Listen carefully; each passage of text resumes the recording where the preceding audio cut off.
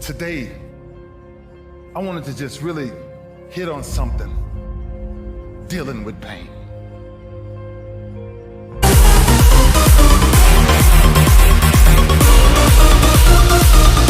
I said, would you buy me a deck of cards? She says, Junior, I don't gamble in my house. Ain't no cards coming in my house. I said, Mom, I don't need them for gambling. I don't want them for gambling. I just need a deck of cards, Mom. My mom, for years, from the time I was 4, 5, 6, 7, 8, 9, 10, I never saw a woman take so much physical abuse than the way I've seen my mother be every freaking day of my life. But I can't help her because I'm not strong enough.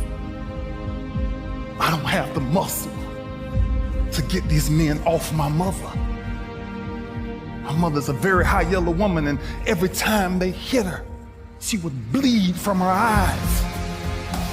She would walk around for days with sunglasses on in the house. I said, Ma, I need a deck of cards. Last altercation we got in, my stepfather hit my mama so hard in the face. My stepfather hit my mama so hard in the face, I called her. And I looked at him with this rage and this pain in my eyes. Like one day, and I took this deck of cards. And I couldn't live in the house, so I had to live in the garage. And after this last altercation we had with this guy, I ran to my garage and I grabbed this deck of cards and I flipped a 7 and I started doing 7 push-ups. I flipped a 6, I did 6. I flipped a 9, I did 9. I flipped a 2, I did 2. I flipped another 9, I did 9. Until I got all the way through the deck. Jack, Queen, King worth 10. Aces, 25s, and Jokers, 50. Until I got sick and tired of what pain felt like in my gut. It didn't even matter to me no more. Because I started shuffling them all over again, and that's when I started doing my sit-ups. Because I wanted to make sure sports wasn't the reason why I started training. It was to make sure man never put his hands on my mama again. And I told my mama, no pain will ever stop me from taking care of you and my brothers and sisters.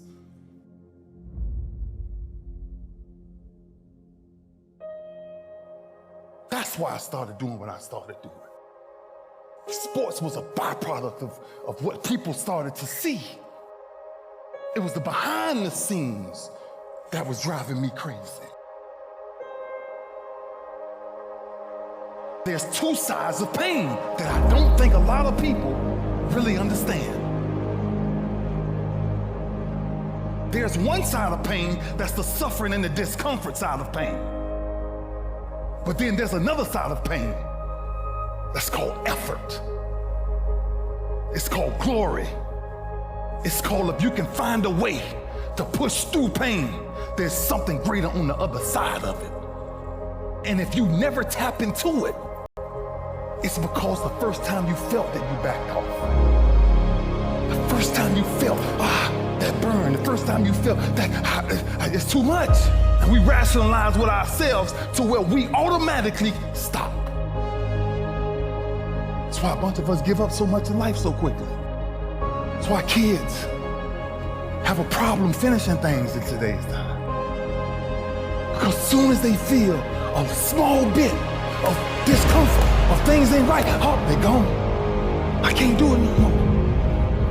But suppose I told you the greatest pain of my life is the reason I'm standing here today. I dare you to take a little pain. Go through it. You're not gonna die because you're feeling a little pain. You ain't gonna die. At the end of pain is success. Pain is temporary. It may last for a minute, or an hour, or a day, or even a year. But eventually, it will subside. and something else will take its place. If I quit, however, it will last forever.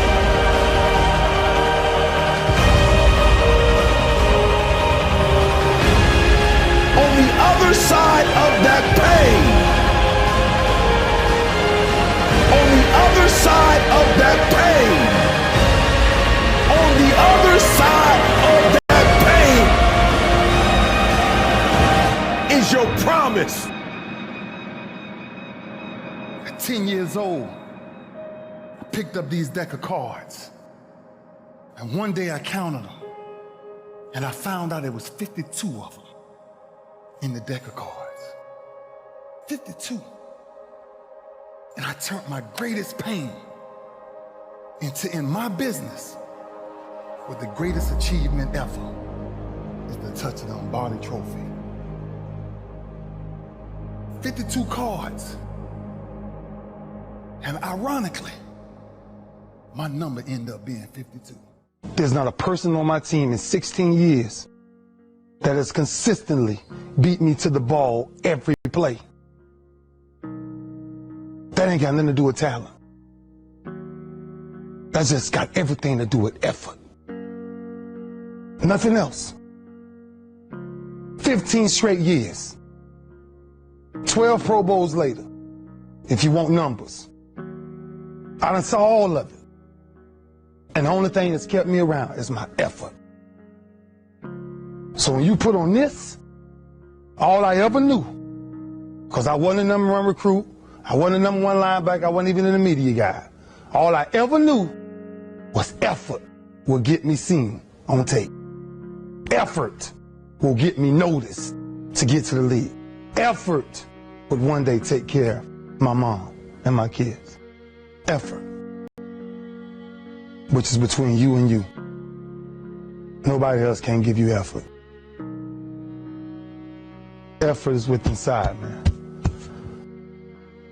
And I'm still grinding because the next kid is talking about he getting too old. Keep watching me if I am.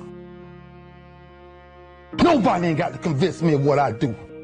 I do what I do because I do what I do, because I'm built from something.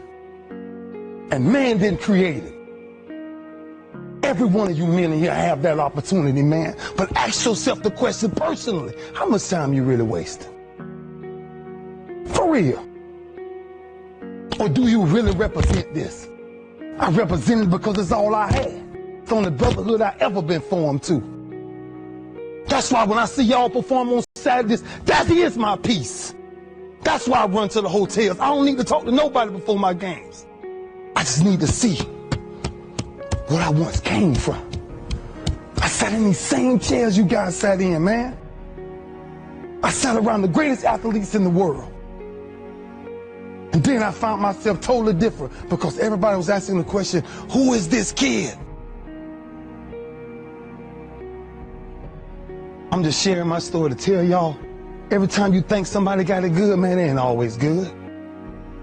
Some people just make up their mind and they just grind and say the heck with it, man. Because sometimes that's all you can do. How much of our brains are we really gonna use?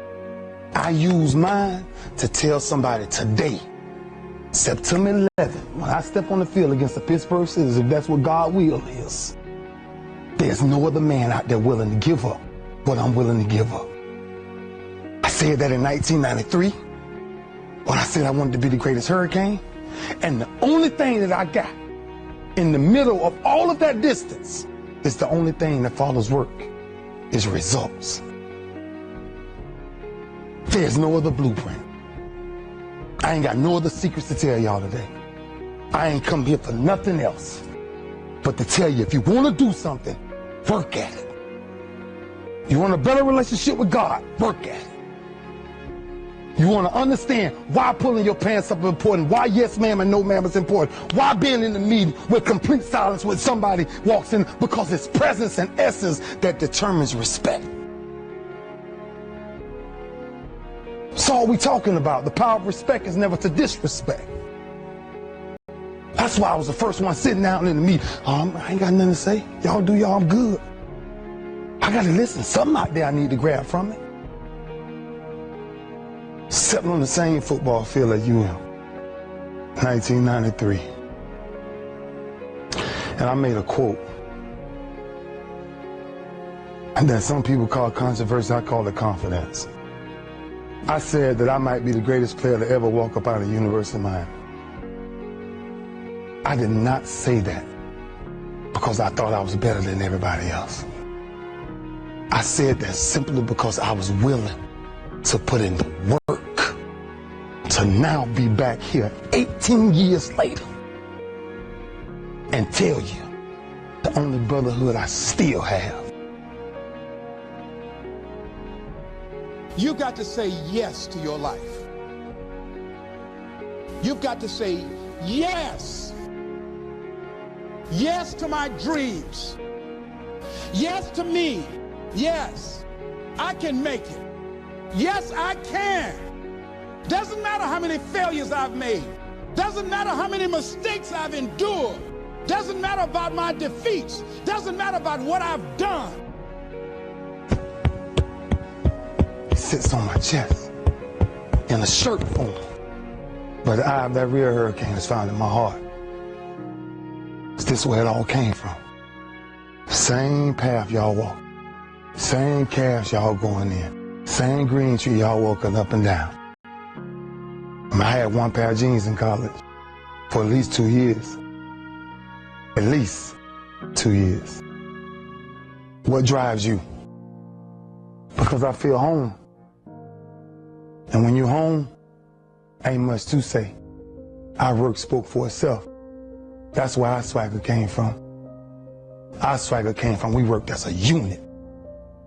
I came to the University of Miami, there was one mind, one set, one heartbeat. It was impossible to get to us. Because if you saw us somewhere, you saw 15 or 20 of us. Gotta stop leaving each other. Gotta stop hanging out without each other. The streets ain't chasing the same things you chasing. There's many temptations out there. Just stay focused, man. As a team, though. As a team. That's all I knew when I was here. That's what kind of kept me focused. That I finally ran into a team. And you guys have that same thing.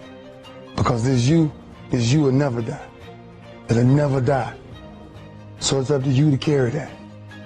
It's up to you to carry that. And every Sunday, every Saturday, everything is talked about.